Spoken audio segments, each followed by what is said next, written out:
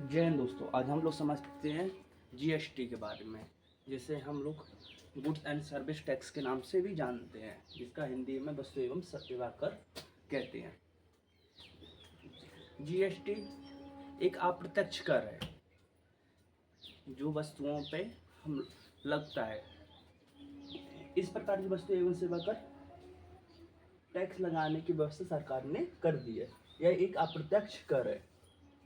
इसकी सिफारिश अरविंद समिति द्वारा की गई। एक अरविंद समिति थी, उसके द्वारा जीएसटी के बारे में संसद में बैठ के निर्णय लिया गया।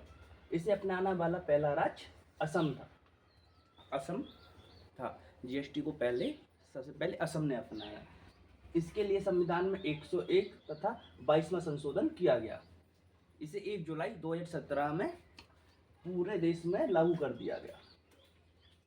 जीएसटी के 3 प्रकार होते हैं। पहला CGST, central goods and service tax. दूसरा SGST, state goods and service tax. तीसरा IGST, integrated goods and service tax.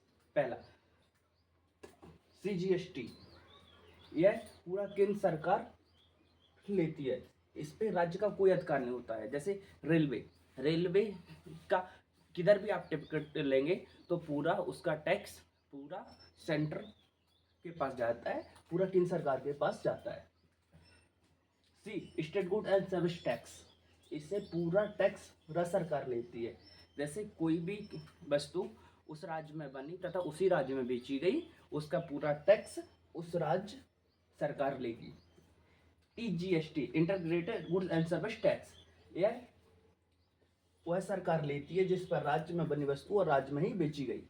जैसे कोई भी वस्तु, कोई भी कंपनी ने कोई वस्तु बनाई और उसी राज्य में बेच दी, तो वह आईजीएसटी के में आता है तथा वह सरकार लेती है। उसका टैक्स वह सरकार लेती है, उस कंपनी से टैक्स वह सरकार लेती है। लेकिन वह कंपनी का कोई माल किसी और राज्य में जा रहा है तो उस पर 5% केंद्र सरकार टैक्स लेती है, जैसे हम लोग सीजीएसटी कहते हैं। जबकि यूपी सर, जैसे एग्जांपल, यूपी में कोई चीज़ बनी और एमपी में हमने बेची, यूपी में बनी और एमपी में बेची, तो केंद्र सरकार उस पर 5% टैक्स ले लेती है। जीएसटी को 4 श्रेणी में बांटा, मतलब जीएसटी 4 प्रकार से लगती है: 5%, 12%, 18%, 28%।